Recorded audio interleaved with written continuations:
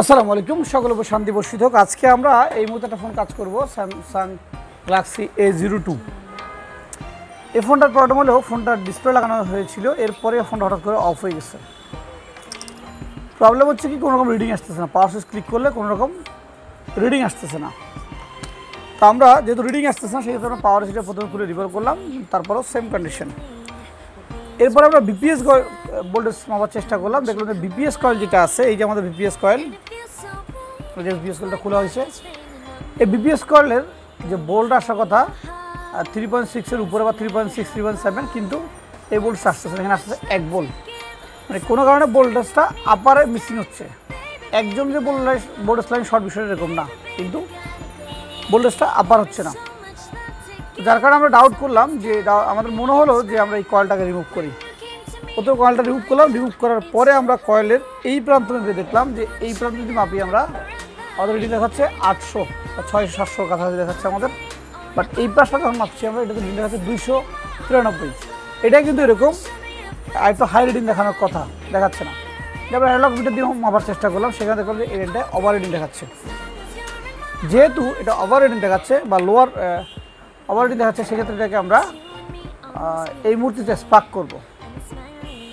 Spark করার সময় আমাদের পাওয়ার সাপ্লাই ভোল্টেজ থাকবে 2.7 বা 2.5 লাগানো আছে। এই অবস্থাটা স্পার্ক করবো আমরা। এখনও কিন্তু আমাদের ফোনটাতে পাওয়ার নেই, একাধিক জায়গায় কানেকশন দেওয়া লাগবে বলে আমরা আসলে অন্য জায়গায় কানেকশন দিলাম না, পাওয়ার সাপ্লাই দেখালাম না। পাওয়ার সাপ্লাই ভোল্টেজ আছে আমাদের 2.5। এই মুহূর্তে আমরা স্পার্ক করবো কোথায়? এই যে বিপিএস কয়েলটা আছে, কয়েলটার এই প্রান্তে, যেহেতু এই প্রান্তে আউট পড়েছে, এটা ইন, এটা আউট। তো আমরা এর একবার চেক করেছিলাম, চেক করে দেখলাম যে এটার এই যে পাওয়ার সুইচ আছে, এর আশেপাশে এখানে কোথাও গরম হচ্ছে।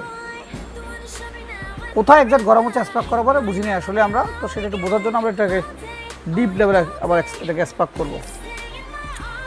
তো এটা করার জন্য আমরা প্রথম পজিটিভ তারটাকে ঝালাই করে নিব।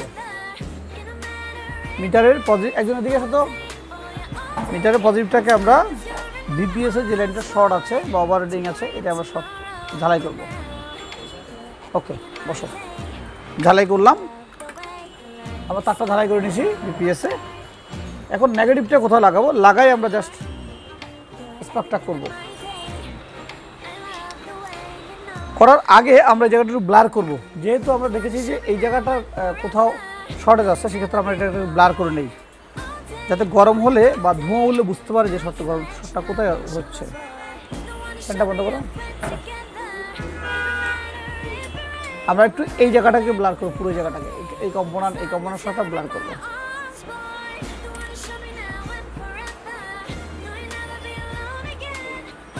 এই যে এটা ব্লার করলাম, এই জায়গাটা একটু ব্লার করে নিলাম। ওকে, তো এবার আমরা এটাকে স্পার্ক করবো। স্পার্ক করার ফলে দেখবো যে এখানে কোনো কম্পোনেন্ট গলে যাচ্ছে কিনা বা গরম হচ্ছে কিনা। আমি স্পার্ক করছি, এই যে এই কম্পোনেন্টটি আমাদের এখানে গলে গেছে, এই যেটা। ওকে, এটা রিমুভ করার আগে একটু আমরা দেখে নেই যে আমাদের রিডিংটা কত আছে।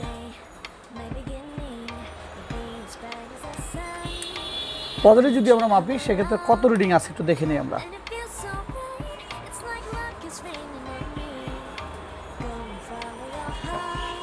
তিনশো 90 বা 80 আপ ডাউন করছে। লাইনটা খুলে নিই আমরা, হয়তো কেবলটা লাগানো আছে, সেই কারণে রিডিং একটু হাই দেখাচ্ছে। ওকে, এবার আমরা দেখবো, অনেক সময় বোর্ড গরম থাকলেও রিডিং উপর আপ ডাউন করে। 283 বা সামথিং। এবার আমরা এই কম্পোনেন্টটাকে রিমুভ করব, ক্যাপটাকে এখান থেকে রিমুভ করব।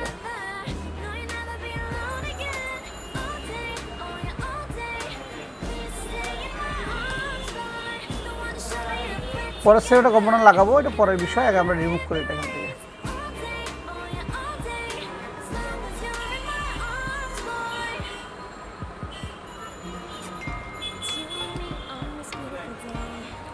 ওকে,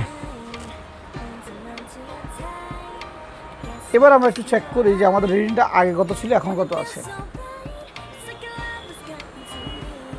1400 হয়ে গেছে। যে রিডিংটা ছিল কত কত ছিল 200 কত ছিল আমাদের 300 এখন হচ্ছে কত 14 তার রিডিংটা চেঞ্জ হয়েছে এবার আমরা কয়েলটা লাগাবো এখানে যে কয়েলটা ছিল সেই কয়েলটা লাগাবো এটাতে প্রবলেম ছিল কি আমাদের যে কাঙ্ক্ষিত ভোল্টেজটা সেই ভোল্টেজটুকু এখানে আসতেছিল না ভোল্টেজ দরকার আমাদের 3.6 কিন্তু ভোল্টেজ আসতেছিল আমাদের কত 2 ভোল্ট সামথিং 2 ভোল্ট না ঠিক 1 ভোল্টের কাছাকাছি ছিল এই জন্য ডাউট করেছি আমাদের এখানে এই ডিপিএস ভোল্টেজটা মিসিং আছে তো এমত অবস্থায় পাওয়ার সাপ্লাই যখন লাগাইছি আমরা লাগানোর পরে আমাদের কোনো পাওয়ার রিডিং আসতেছিল না পাওয়ার আমরা ক্লিক করেছি ঠিক আছে কিন্তু কোনো রিডিং নেই কোনো রকম এবং বরঞ্চ মাঝে মধ্যে 1-2 রিডিং অটোমেটিক আসতো এসব চলে যেত তখনই আমরা চিন্তা করলাম যে আমরা কয়েলটা একটু মাপি দেখি আমরা কয়েলটা মেপে আমাদের সন্দেহটা আরও বেড়ে গেল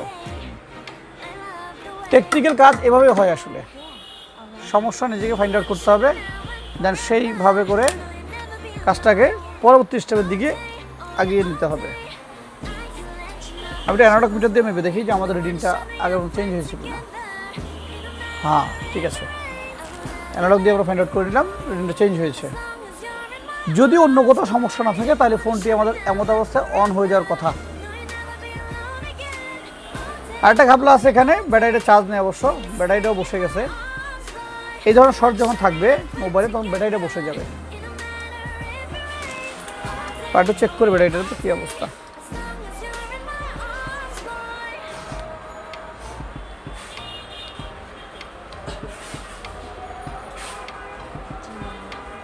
না এটা তো কোনো ভোল্টেজ নাই তো আমরা আপাতত আরেকটা ব্যাটারি লাগাবো অন্য একটা ফোন আসলে ব্যাটারিটা উল্টা করে লাগিয়ে দেখবো বোর্ডটা এখানে বসাবো ব্যাটারিটা অন্য একটা বোর্ড থেকে লাগাবো লাগাই দেখবো ফোনটা অন হয় কিনা আমরা এটিকে লাগানোর চেষ্টা করলাম কানেক্টরটা যে আরেকটা ব্যাটারি লাগাবো আরেকটা মডেল থেকে একটা ব্যাটারি এই যে লাগালাম যে এটার ব্যাটারি আর এটার বোর্ড একটার ব্যাটারি আর একটার বোর্ড যেহেতু আমাদের ব্যাটারি নষ্ট হয়ে গেছে এটা তারপরে চার্জারটা লাগাবো দেখবো চার্জারের বোতলটা উঠে কিনা অ্যাম্পিয়ার পেয়েছে 0.6 এই যে 400 করতেছে ওকে চার্জার শো করতে ব্যাটারি একদম বসে হয়তো চার্জ নাই সেহেতু সেক্ষেত্রে একটু সময় নিচ্ছে হয়তো ওকে যেহেতু তাদের লোগো আসছে তার মানে কি আমাদের প্রবলেমটা সলভ হয়েছে এই যে 50% চার্জ আছে তাহলে ফোনটা একটু অন হবে ফোনটা একটু আমরা অন করি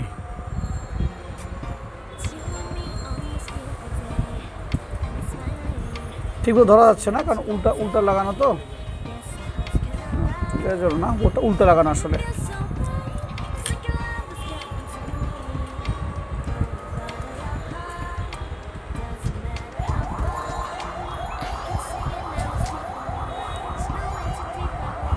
টেকনিক্যাল কাজ আমাদেরকে বিভিন্ন টেকনিক দিয়ে কাজগুলো করতে হবে আমরা প্রথমে এটার যে ভিপিএস শর্ট সার্কিট চেক করি নাই যার ফলে আমরা কী করেছি এটাকে আমরা পাওয়ার সিল রিভল করছি তাই পাওয়ার সিল রিভল করার পরও আমার সেটা আগের কন্ডিশনে ছিল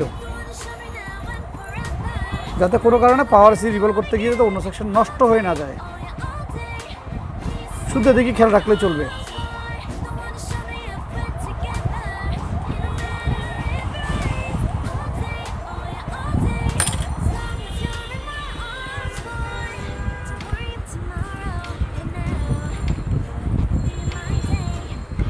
আমরা একটা ব্যাটারিকে আটটাতে লাগাই ফিটিং করছি আসলে যার কারণে একটু সময় লাগতেছে আমাদের অন করতে বাবা লড়ে যাচ্ছে ব্যাটারি লড়ে যাচ্ছে এই যে আমরা অন করেছি ওকে ফোনটা ডেট ছিল আজকে ফোনটা কয়দিনের মধ্যে এখানে ওই আচ্ছা 5 দিন ফোনটা আমাদের এখানে পড়ে আছে ডেট সমস্যার জন্য সময়ের অভাবে সার্চিং করতে পারিনি আমরা আজকে আমরা টাওয়ার শুট করলাম এবং ফোনটা রান করে ফেললাম তো এই যে আমরা কাজটা সম্পূর্ণ করেছি এই কাজটা সম্পূর্ণ করার জন্য আমাদের কিছু মেধা খরচ করতে হয়েছে এই যে এখানে কম্পোনেন্ট তুলেছি আমরা ক্যাপাসিটরটা রিমুভ করেছি দেখা যাচ্ছে এই যে ক্যাপাসিটর রিমুভ করেছি এখান থেকে আমরা ওকে ওকে তো এই যে কাজটা করলাম আমরা, এই কাজটা করার জন্য কিছু টেকনিক অ্যাপ্লাই করেছি। টেকনিক হলো কি, প্রথমে একটা ডেড মোবাইল আসলে এটাকে আইডেন্টিফিকেশন যে প্রক্রিয়াটা, এই প্রক্রিয়াটা ভালো করে জানতে হবে। আইডেন্টিফিকেশন না করে আমরা পাওয়ার তুলে ফেলবো, সিপিইউ তুলে ফেলবো, ইউএনসি তুলবো, বিষয়টা এরকম না। আসলে যত দ্রুত আপনি আইডেন্টিফিকেশন করতে পারবেন তত সুন্দর আপনার কাজটা পরিকল্পিত হবে। এটার জন্য দরকার ট্রেনার দরকার। যদি আপনার বেসিকটা ভালো মতো না হয়, আইসির কাজ করার প্রক্রিয়া জানা না হয়, সেক্ষেত্রে আসলে আপনি কাজ করতে পারবেন না। সো বিশ্বাস মোবাইল ট্রেনিং ইনস্টিটিউট সবসময় কাজ করে টেকনিক্যাল পার্সনদেরকে নিয়ে, টেকনিক্যাল বিষয় নিয়ে। তো আমাদের বর্তমান চলমান আছে 68 ব্যাচ চলমান চলছে, এবং আমরা ভর্তি চলছে 69 ব্যাচের। শুরু হবে এই মাসের 28 তারিখ। তো যারা আমাদের কাছে ট্রেনিং করতে আসছেন দেশের বিভিন্ন জায়গা থেকে, সকলের জন্য শুভকামনা রইল। ভালো থাকবেন, সুস্থ থাকবেন। আসসালাম।